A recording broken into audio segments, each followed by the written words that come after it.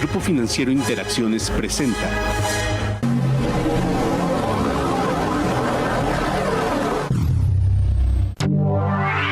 El pasado 5 de septiembre, Estados Unidos, Canadá y México reabrieron un capítulo cerrado 23 años atrás, poniendo sobre la mesa un tema crucial para el desarrollo de sus respectivas economías: la renegociación del Tratado de Libre Comercio con América del Norte. Ante un reto que no parece fácil y con la finalidad de evaluar acertadamente los resultados, así como identificar las áreas de oportunidad, México elaboró una estrategia basada en 4 ejes temáticos.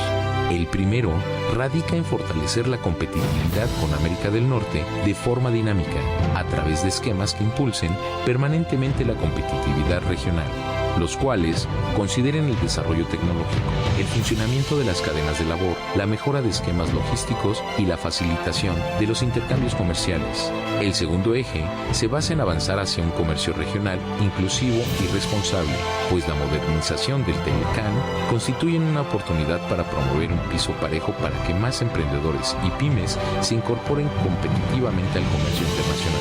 Asimismo, el tercer pilar se trata de aprovechar las oportunidades de la economía del siglo XXI, basada en la tecnología. Tal es el caso del panorama energético de la región, que se transformó radicalmente gracias al desarrollo científico. El cuarto punto toma como factor determinante la certidumbre del comercio y las inversiones en América del Norte, buscando mantener y promover disposiciones que contribuyan a hacer más previsibles las operaciones de comercio exterior y las inversiones. Mediante estas acciones, México encaró la tercera ronda de negociaciones que se realizó hace algunos días en Ottawa, buscando obtener resultados prometedores para todos los participantes. Muy buenas noches nuevamente, estamos con Eduardo y con Emilio. Vamos a terminar este programa con una serie de preguntas que a todos nos interesan. Primero, Eduardo, empezaríamos la mitad que nos contestes tú y la otra mitad de Emilio. 3 temas, 3 preguntas fundamentales. ¿Qué posibilidades hay de cerrar NAFTA en este año? ¿Qué pasaría? ¿Qué posibilidades habría para cerrar en el 18 con toda la complejidad que tenemos política tanto en Estados Unidos como en México, sobre todo en México por la elección presidencial del 18? Y por último, ¿qué consecuencias habría si hay una salida unilateral de Estados Unidos en NAFTA? Muy bien, bueno, pues mira, Gerardo, yo creo que en el caso bilateral México-Estados Unidos, a ambos nos conviene. A ellos se les vienen elecciones también en el Congreso, a nosotros se nos vienen elecciones presidenciales. Justo somos los 2 países que tenemos todo el interés de cerrar y de que los tiempos nos alcancen. Canadá está un poco más flexible, no tiene porque tiene acuerdo bilateral, ¿no? Bueno, no tiene particularmente ningún tema de continuar en el 2018 porque no tiene procesos electorales. Yo creo que el punto tú lo pusiste sobre la I. Tenemos procesos electorales en ambos países, tenemos el interés de que esto camine como está planeado. Está planeado que en 7 rondas lleguemos a, si no un cierre final, muy cercano a ese cierre final. Me parece que para eso se están preparando los 3 países. Lo que va a ocurrir al final, si verdaderamente se quiere cerrar, es que las negociaciones se van a tornar permanentes. Y me explico. En algún momento, cuando negociamos el primer Telecan, literalmente nos reuníamos todos los días seguido. No había tal cosa como una ronda de 3 días o de 5 días. Era le sigues y de pronto volteabas a ver el calendario y tenías 20 días de estar negociando diariamente. Con la diferencia de que los ejecutivos estaban absolutamente comprometidos, ¿no? Bueno, yo creo que aquí, insisto, tú me abres el otro canal. Yo creo que hay que mantenernos en el canal de la negociación en la mesa. Por supuesto, va a seguir habiendo el otro canal en el que hay tweets, en el que hay rumores, en el que la gente se expresa en los medios, por ejemplo, algún iluminado canadiense que viene, algún iluminado canadiense que viene a México y suelta un supuesto acuerdo, una supuesta propuesta que no existe, ¿no? Pero lo suelta para ver la reacción. Yo creo que no hay que entrarle a eso y por eso dije hay que ser cautos y mesurados. Me parece que es en las mesas, y las mesas lo que va a ocurrir es que de rondas de 5 días vamos a pasar a rondas semipermanentes, ¿verdad?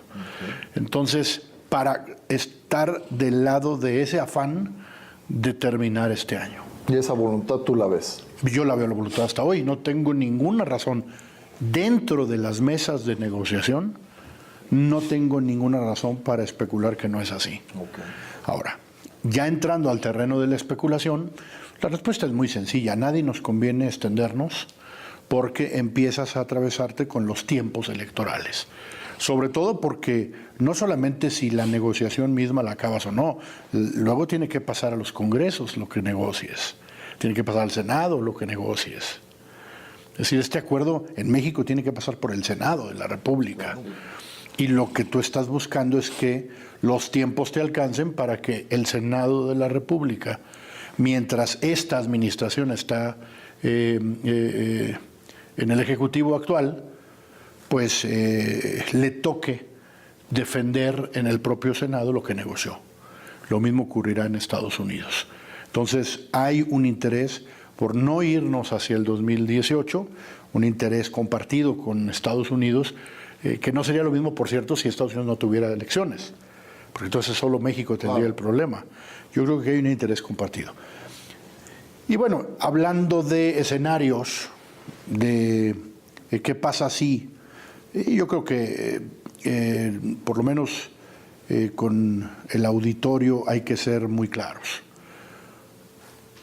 Más del 40% de lo que hoy le exportamos a Estados Unidos no pasa por el TLC. Y hay que decirlo así. Quien pensaba que todo lo que le exportamos a Estados Unidos pasa por el TLC, no es cierto. Nosotros somos socios en el TLC, pero también somos socios en la OMC, en la Organización Mundial de Comercio. Y esa Organización Mundial de Comercio nos permite tener beneficios arancelarios. Aranceles que hoy, cuando no exportas vía TLC, pagas. En el caso de los autos ligeros, pagaríamos 2.5% de arancel cuando exportamos a Estados Unidos, pero es bien importante los dos datos que te dejo. Uno es ese: 40% de lo que México exporta a Estados Unidos, aproximadamente, entra bajo la OMC hoy, no bajo el TLC. Segundo, 60% de lo que Estados Unidos importa del mundo, lo importa vía OMC. Es decir, nuestros competidores serían aquellos que también compiten en Estados Unidos pagando los impuestos de la OMC. Me parece que eso tenemos que tenerlo muy en cuenta. Y que no son más del 7%, México como país preferente no paga más del 7-8%, bueno, ¿no?, de arancel. Como digo, depende del producto. Las autopartes rondan alrededor de entre el 4 y 5%, los vehículos ligeros es alrededor del 2.5%.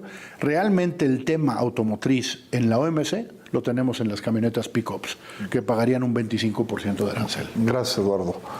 Emilio, tus reflexiones. Mira, para cerrar en este tema, me quedaría en el último tema. Yo creo que efectivamente si en este tema catastrófico o digamos así radical de salir del Tratado de Libre Comercio, me parece que hay que otra vez ser mesurado y entender que no es tan catastrófico a veces como lo pintamos. Es decir, es más catastrófico un mal acuerdo que ir por las reglas de la OMC, porque hay muchos otros países que lo hacen y yo me siento con la confianza que tenemos competitividad para hacerlo.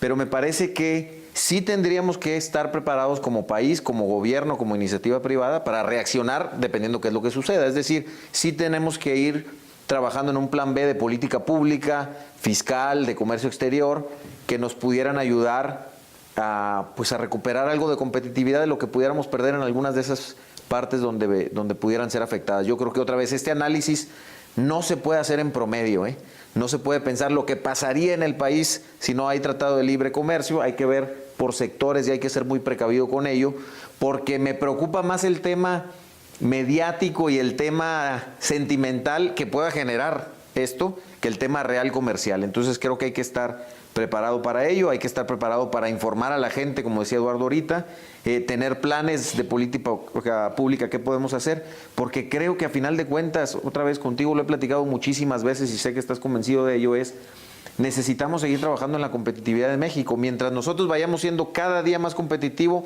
con OMC o con Tratado de Libre Comercio o con cualquier cosa que ocurra dentro de los próximos 20 años, México puede seguir creciendo y podemos seguir creciendo bien y aprovechando este clientazo que tenemos enseguida, que es Estados Unidos, sin decir que no vayamos explorando otros mercados y diversificándonos, pero pues tenemos el cliente más grandote aquí enseguida y eso nomás lo tenemos nosotros, entonces ese es... Canadá. Sí, Canadá con circunstancias muy distintas a las nuestras, pero China, Corea, Japón, precisamente por eso les interesa a México también, porque el hecho de que estemos pegaditos a ellos es una gran competitividad, logística principalmente, pero también de afinidad ya también humana con tanta gente que tenemos que vive en Estados Unidos, que me parece que no lo podemos dejar de lado. Entonces, hay que ponernos a trabajar como siempre, hay que tener escenarios, yo creo que hay que ser realista en que sí pudiera ser esa una alternativa, pero creo que nos podemos preparar para ello. Okay. Pues bueno, yo creo que, como ven, hemos avanzado en estos programas, hemos dado un repaso muy puntual de dónde estamos, cuáles son las perspectivas de México, hacia dónde podemos ir. Un buen tratado de libre comercio es indispensable, es fundamental, pero al final, si no tenemos un buen tratado, México tiene otros elementos de negociación. Tenemos acceso a los mercados a través de otros tratados de libre comercio, pero sobre todo con la OMC. Entonces, al final yo me quedo mucho con lo que dijo Emilio y Eduardo, que México tiene muchas posibilidades, que hay que hacer de manera muy puntual un repaso de cuáles son los sectores, dónde estamos, cómo podemos hacer más competitivo al país. Al final, yo creo que todavía como México nos quedan muchas cosas por hacer. Está lo del sur-sureste, tenemos toda una región muy importante de México que se ha venido rezagando, que no nos deja crecer a la velocidad que queremos. Tenemos más de 35 millones ahí de mexicanos que viven en la pobreza y que además es una reserva de capital humano importantísimo que lo necesita el centro y el norte de México.